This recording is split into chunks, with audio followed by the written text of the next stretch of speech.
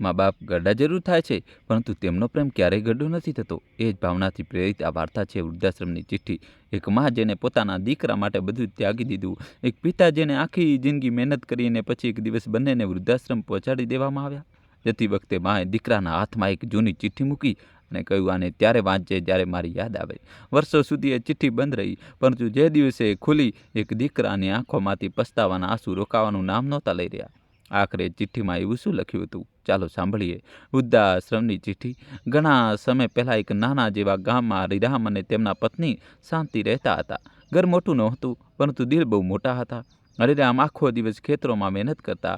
સાંજે થાકેલા પાછા ફરતા તો શાંતિ માટીના ચૂલા પર બનેલી ગરમ રોટલીઓ તેમની સામે મૂકી દેતા. બંનેની દુનિયા બસ એક જ દીકરા સુરેશની આસપાસ ફરતી હતી. હરિરામ અવારનવાર કહેતા, આપણે ગરીબ જરૂર છીએ, પરંતુ પોતાના દીકરાને ગરીબી વારસામાં નહીં આપીએ. આ જ સપના માટે તેમણે પોતાની નાની જમીનનો એક ટુકડો વેચી દીધો. શાંતિએ લગ્નની બચેલી ચાંદીની ઝાંઝર પણ વેચી દીધી.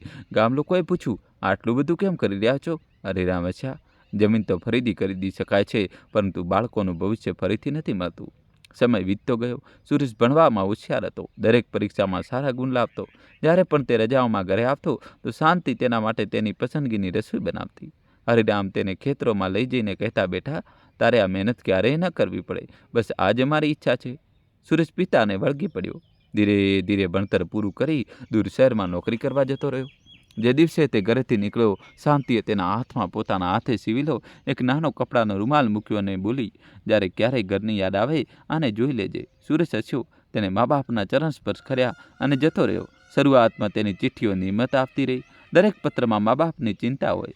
હરિરામ દરેક ચિઠ્ઠીને વારંવાર વંચાવતા, પછી સાચવીને જૂની તિજોરી સંદૂકમાં મૂકી દેતા. પરંતુ સમયની સાથે ચિઠ્ઠીઓ ઓછી થવા લાગી. પછી ફોન આવવા લાગ્યા અને કંઈક વર્ષો પછી ફોન પણ માત્ર તહેવારો સુધી સીમિત રહી ગયા.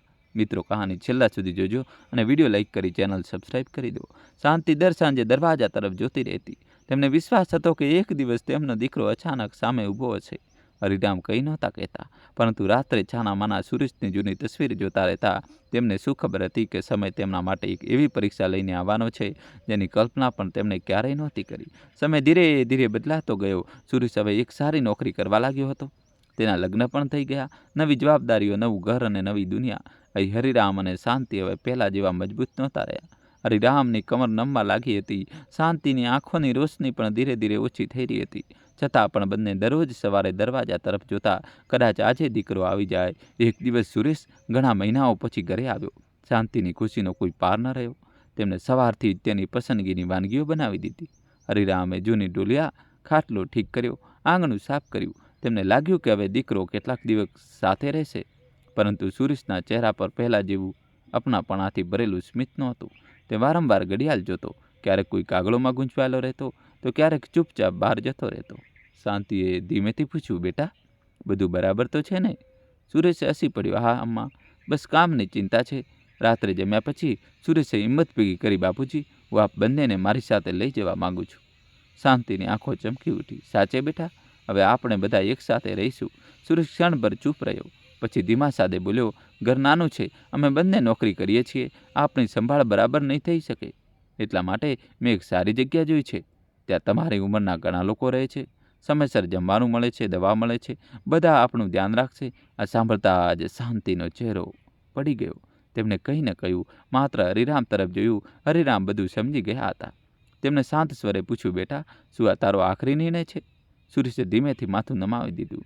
ઘરમાં ઊંડો સન્નાટો છવાઈ ગયો. એ રાત્રે કોઈની આંખોમાં ઊંઘ ના આવી. શાંતિ જૂની તિજોરી પાસે બેસી રહી. તેમણે તેમાં રાખેલું સુરેશનું નાનપણનું નાનું શર્ટ, એક જૂનું રમકડું અને તેની પહેલી ચિઠ્ઠી ધીરે ધીરે હાથમાં લીધી. તેમની આંખોમાંથી આંસુ ટપકતા રહ્યા. બીજી બાજુ હરિરામ આંગણામાં બેઠા આકાશ તરફ જોતા રહ્યા. ધીમેથી બોલ્યા, કદાચ બાળકો મોટા નથી થયા, સમય મોટો થઈ ગયો છે. સવાર થતાં પહેલાં શાંતિએ એક સફેદ કાગળ કાઢ્યો. ધ્રુજતા હાથે કંઈક લખવાનું શરૂ કર્યું. દરેક શબ્દની સાથે તેમની આંખોમાંથી આંસુ પડતા રહ્યા. એ ચિઠ્ઠી કોઈ ફરિયાદની નહોતી, એક માના પ્રેમની હતી. તેને વાળીને તેમણે પોતાના પાલમમાં મૂકી દીધી. તેમને ખબર હતી કે ઘરેથી જતી વખતે એ ચિઠ્ઠી પોતાના દીકરાને જરૂર આપશે. બીજી સવારે ઘરમાં વિચિત્ર સન્નાટો હતો. ન ચૂલાની એ રોનક, ન આંગણાનો અવાજ. શાંતિ વહેલી સવારે ઉઠી. તેમણે આખા ઘરની સફાઈ કરી, આંગણામાં પાણી છાંટ્યું, તુલસી પાસે દીવો પ્રગટાવ્યો. પછી ધીરે ધીરે દરેક રૂમને જોવા લાગી. આ એ જ ઘર હતું જ્યાં સુરેશે પહેલું પગલું ભર્યું હતું. હજી તેનું હાસ્ય ગુંજતું હતું. આજે દરેક દિવાલ જાણે તેમની પાસેથી વિદાય લહેરી હતી. હરિરામ જૂના ખાટલા પર બેઠા હતા. તેમણે ઘરની દિવાલોને જોઈ અને હળવા સ્મિત સાથે બોલ્યા, લાગે છે આજે આ ઘર આપણા કરતાં વધુ ઉદાસ છે. થોડી વાર પછી સુરેશે ગાડી લઈને આવી ગયો. તેને ધીમેથી કહ્યું, બાપુજી ચાલો. હરિરામે કોઈ જવાબ ના આપ્યો. તેમણે બસ ઘરના ઉમરાને સ્પર્શ કર્યો અને માથે લગાવ્યો. શાંતિ અંદર ગઈ. તેમણે જૂની તિજોરીમાંથી એક ચિઠ્ઠી કાઢી જે ગત રાત્રે લખી હતી. પછી બહાર આવીને સુરેશના હાથમાં મૂકી દીધી. ધીમેથી બોલી, બેટા આને અત્યારે ન વાંચતો.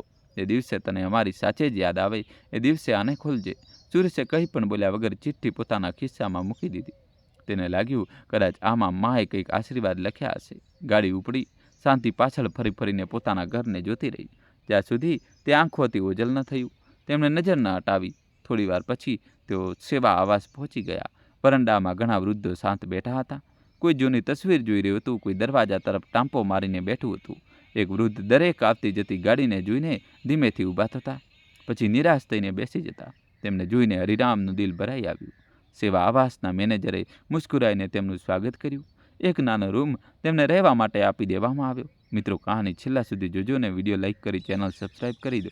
રૂમમાં બે સાધારણ પલંગ, એક ટેબલ અને એક બારી હતી. શાંતિ સીધી એ જ બારી પાસે જઈને બેસી ગઈ. રસ્તો દૂર સુધી દેખાતો હતો. તેમણે મને મન વિચાર્યું, કદાચ એક દિવસ મારો દીકરો અમને લેવા જરૂર આવશે.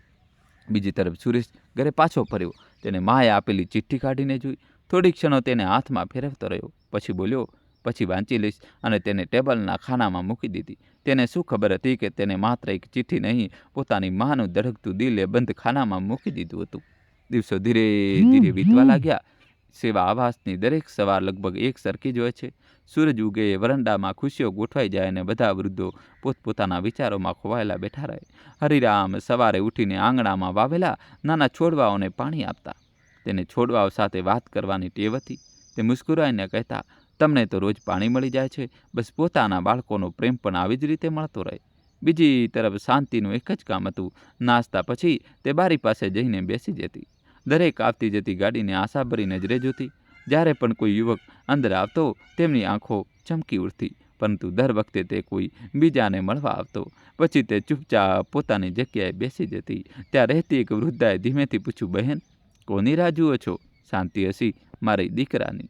વૃદ્ધાએ એક ઊંડો શ્વાસ લીધો. અમે બધા આ જ રાહ જોઈએ છીએ. એ દિવસે શાંતિ મોડે સુધી કંઈ ન બોલી. બીજી તરફ સુરેશ પોતાની દુનિયામાં વ્યસ્ત હતો. સવારે ઓફિસ, સાંજે મીટિંગ, રાત સુધી કામ. ઘણીવાર તેની નજર ટેબલના ખાના પર જતી જ્યાં માની ચિઠ્ઠી રાખી હતી. પરંતુ તે વિચારતો, રવિવારે આરામથી વાંચીશ. અને દરેક રવિવાર કોઈને કોઈ કામમાં નીકળી જતો. ચિઠ્ઠી એવી ને એવી બંધ પડી ગઈ. એક સાંજે હરિરામને તીવ્ર તાવ આવી ગયો. શાંતિ આખી રાત તેમના ઓશિકે બેસી રહી. તેમને પોતાની પાલવથી વારંવાર તેમનું માથું લૂછ્યું. ધીમેથી બોલી, તમે સાજા થઈ જાઓ, પછી આપણે બંને ઘરે ચાલીશું. હરિરામ હળવું હસ્યા. ઘર હવે ત્યાં જ છે જ્યાં મારો દીકરો અમને પોતાના સમજે. બીજી સવારે તેમની તબિયત વધુ બગડી ગઈ. સેવા આવાસના મેનેજરે તરત જ સુરેશને સંદેશો મોકલ્યો. સંદેશો વાંચતા જ સુરેશનો ચહેરો પડી ગયો. વર્ષો પછી તેને પહેલીવાર પોતાના અંદર એક ડર અનુભવાયો. તેને લાગ્યું ક્યાંક બહુ મોડું તો નથી થઈ ગયું ને. તે સમય ગુમાવ્યા વગર સેવા આવાસ તરફ નીકળી પડ્યો. તેને જરાય અંદાજો નહોતો કે ત્યાં તેના જીવનનું સૌથી કઠોર સત્ય તેની રાહ જોઈ રહ્યું છે. સુરેશ જલ્દી સેવા આવાસ પહોંચ્યો. તેનું દિલ જોર જોરથી ધડકી રહ્યું હતું. રૂમનો દરવાજો ખુલ્યો. હરિરામ ખાટલા પર સૂતા હતા. શાંતિ તેમના ઓશિકે બેઠી હતી. સુરેશને જોતા તેમણે હળવું સ્મિત આપ્યું. આવી ગયો બેટા? સુરેશે પિતાના ચરણોમાં બેસી ગયો. તેની આંખો ભરાઈ આવી. બાપુજી કેમ છો આપ? હરિરામે ધીમેથી તેનો હાથ પકડ્યો. અમે ઠીક છીએ બેટા, બસ ઉંમર હવે થોડા આરામ માંગી રહી છે. રૂમમાં થોડી ક્ષણો સન્નાટો રહ્યો. પછી હરિરામે ધીમા સાથે કહ્યું, સુરેશ તારી માએ જે ચિઠ્ઠી આપી હતી તે વાંચી લીધી? સુરેશની નજર ઢળી ગઈ. ના બાપુજી, સમય જ ના મળ્યો. આ સાંભળીને હરિરામ હસ્યા. સમય હંમેશા મળે છે બેટા, બસ પોતાના માટે કાઢવો પડે છે. આ શબ્દો સીધા સુરેશના દિલમાં ઉતરી ગયા. તેને પોતાની ભૂલ પહેલીવાર આટલી ઊંડાણપૂર્વક અનુભવાઈ. થોડી વાર પછી ઘરે પાછો ફર્યો. રાત ઘેરી થઈ ચૂકી હતી. આખું ઘર ખામોશ હતું. તે સીધો પોતાના ટેબલ પાસે ગયો. ધીમેથી ખાનું ખોલ્યું. એ જ જૂની ચિઠ્ઠી હજુ પણ એવી જ રાખી હતી. તેને ધ્રુજતા હાથે તેને ખોલી. પહેલા પાના પર લખ્યું હતું, મારા વાલા દીકરા સુરેશ. બસ આટલું વાંચતા તેની આંખો ભીની થઈ ગઈ. આગળ લખ્યું હતું, જો આ ચિઠ્ઠી વાંચી રહ્યો હો તો સમજી લેજે કે મને તારાથી કોઈ ફરિયાદ નથી. માનું દિલ ફરિયાદ કરવાનું જાણતું જ નથી. બસ એક વાત યાદ રાખજે, જે રીતે બાળપણમાં તું પડતો હતો તો અમે તને ઊભો કરતા હતા, એવી જ રીતે જ્યારે અમે ગઢપણમાં નબળા પડી જઈએ તો અમારો હાથ ન છોડતો. અમને રોટલી ઓછી મળે કોઈ વાંધો નહીં, પરંતુ અપનાપણું ક્યારેય ઓછું ન થવા દેતો. યાદ રાખજે બેટા, ઘરડા મા બાપને દવાથી પહેલાં પોતાના બાળકોના અવાજની જરૂર હોય છે. ચિઠ્ઠી વાંચતા વાંચતા સુરેશની આંખોમાંથી સતત આંસુ વહેવા લાગ્યા. તેને લાગ્યું જાણે દરેક શબ્દ તેની આત્માને સવાલ કરી રહ્યો હોય. એ જ રાત્રે તેને નિર્ણય લઈ લીધો.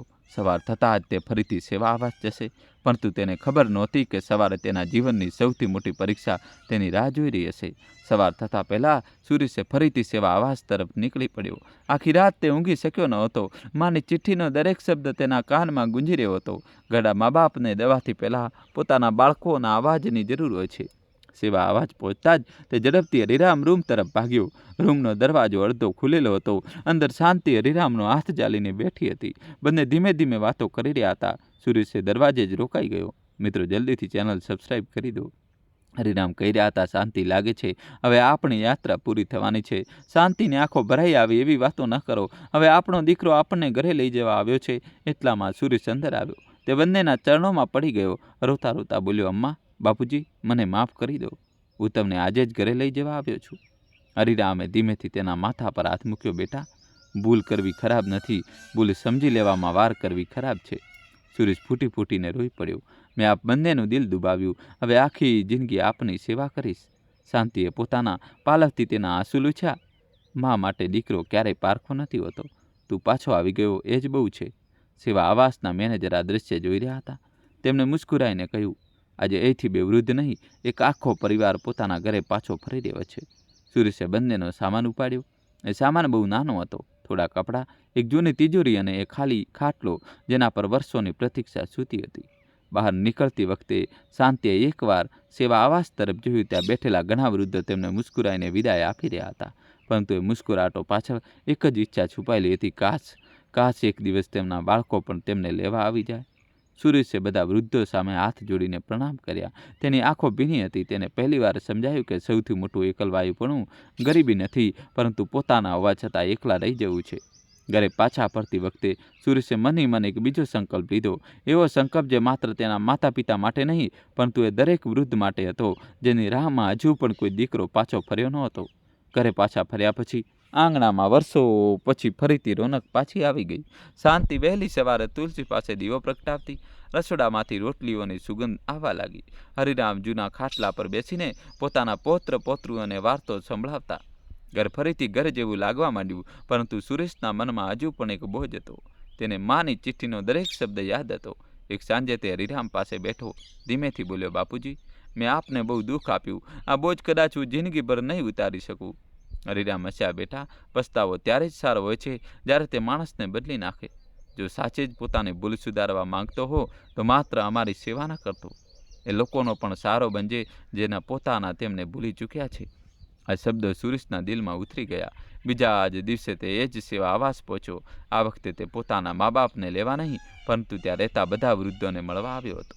તે દરેકને રૂમમાં ગયો.